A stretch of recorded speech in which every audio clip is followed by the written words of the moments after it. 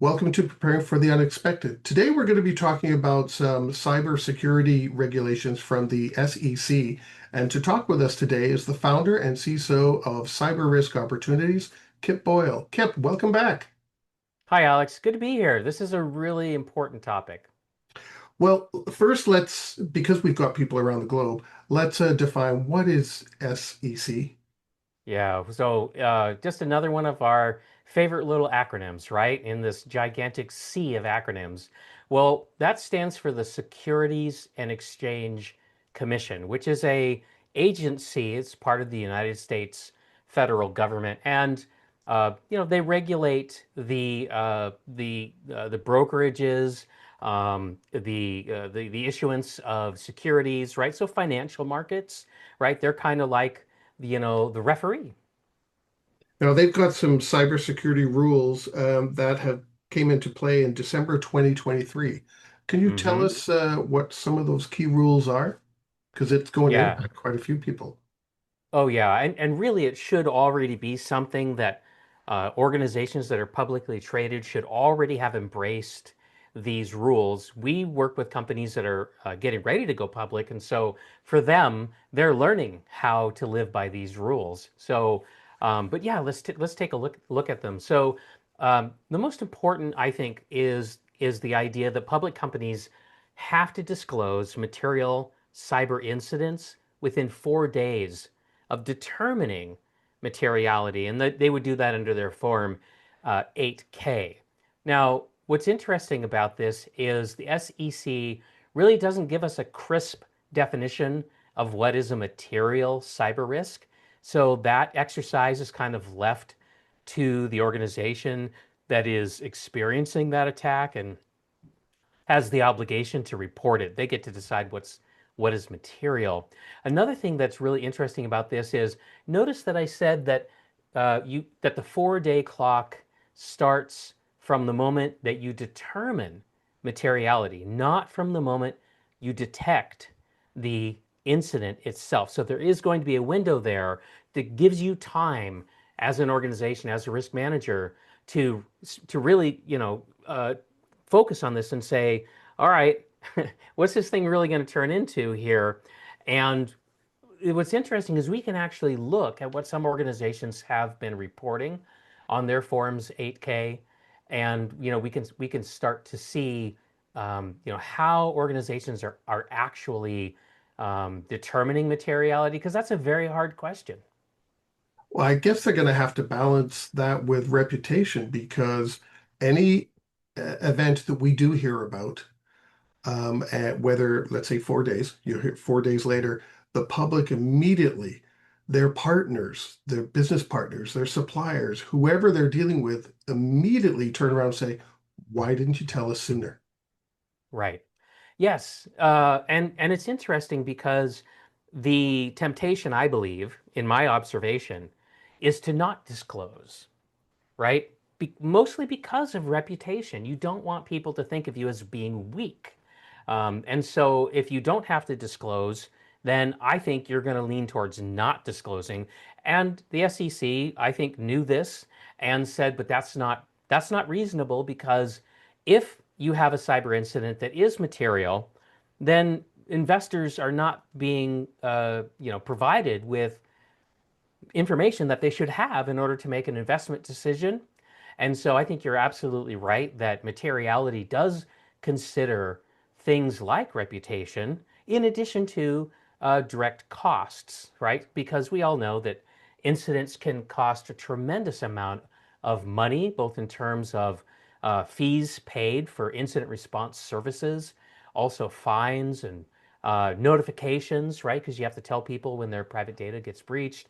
And then, publicly traded companies have a goodwill item, right, in their accounting statements. And so maybe your goodwill is going to, take a hit because your reputation might take a hit. So, but it's really in the hands of the senior decision makers of the organization to determine what is material. So, yeah, so I just think it's really interesting how the SEC said you got to talk about it, but you get to decide. So how do these potentially if they do, how do Mhm. these cybersecurity rules impact our response plans? Whether they be DR, cyber, or business continuity, Yeah. whatever. Yeah. Is there an impact there? Yeah, I think there is because um, if if a incident starts off small, which many of them do, and then sort of evolves, sometimes it's a fast burn, sometimes it's a slow burn. But however, it turns into a crisis. Well, you need to have folks who are part of investor relations or SEC relations, however you're organized, but they have to be notified, right? They need to be part of the plan because they have to get to work right away, right? They've got to understand, what is material, what is this material? Well, it's not just that, but who gets to decide? Who makes that decision? We have to be very careful about who makes that decision. That we don't want that to be a hasty decision. We want to be very careful about the language. And then, aside from the decision of materiality, who's going to draft that 8K? And do they have the information that they need to do that? Who's going to approve it? When do you involve legal counsel? And do you have outside counsel engaged so that you can have a certain amount of attorney-client privilege? And of course, I'm not a lawyer, so I cannot give you an opinion about how that works or whatever. But I just do know, as somebody who is a risk manager, that that is a factor that needs to be considered. How about something in place to talk to employees? Because if an organization has an event, employees have to be told something, whether there's a big determined material impact or not.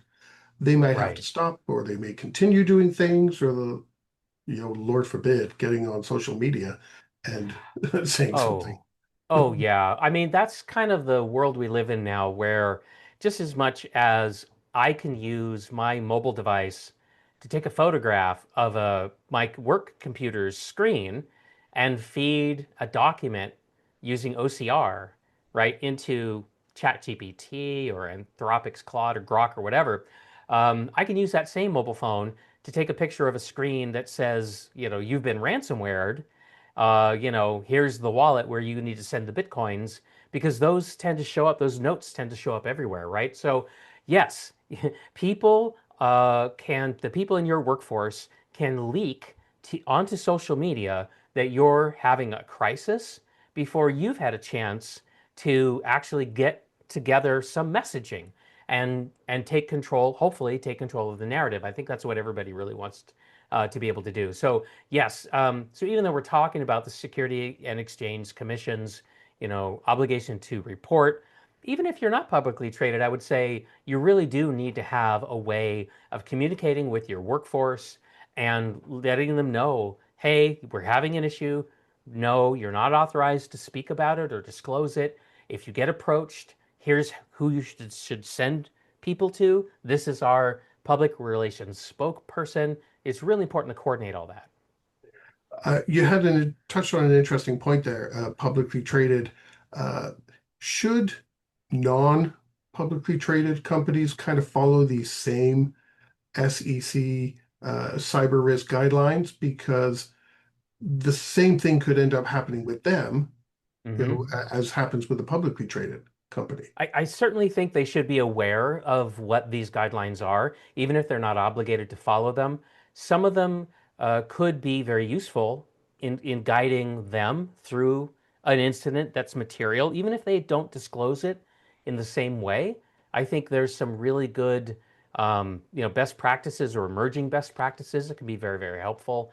Um, and so that's one thing because I often think about the practicality. How do I operationalize these rules, right? Like I was just saying, who decides materiality? Who drafts the 8K, right? That's actually operationalizing the rules. But I also think that we might see these what now are only rules that apply to publicly traded companies could in the future be adopted by, say, the Federal Trade Commission, which regulates all commerce in the United States, whether it's a publicly traded entity or a privately held one. So, yeah, keep an eye on this because it could turn into just a base expectation no matter who you are.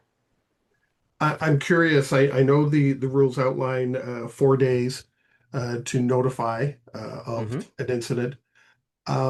Does it state what the ramifications are if you don't do that within 4 days, 4 business days? um, I don't know that there is a clear, I've not seen a clear, crisp, this is how it's going to hurt if you don't do it.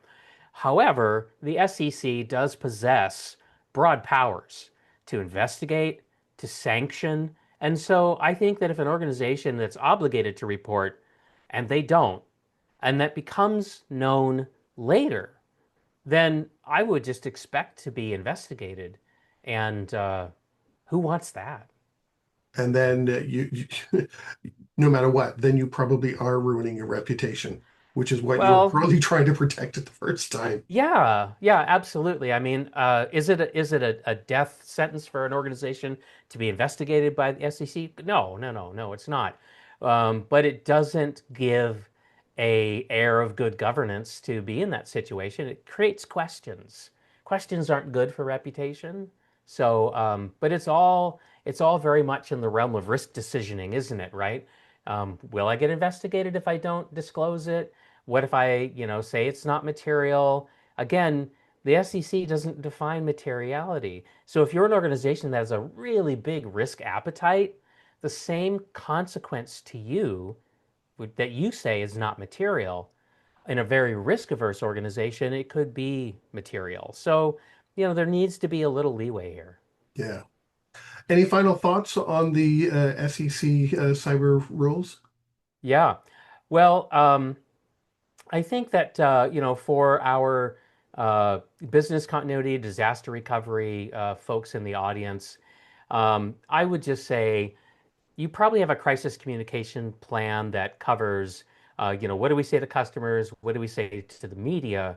Well, if you're publicly traded, you also need to ask, does it cover the SEC? And also, are you involving members of your boards of directors during a materiality determination? So those are the things that I would suggest that they look at in their plans. And that's a perfect way to end this segment. Kip, thank you once again for sharing your thoughts here. Happy to be here. Happy to come back.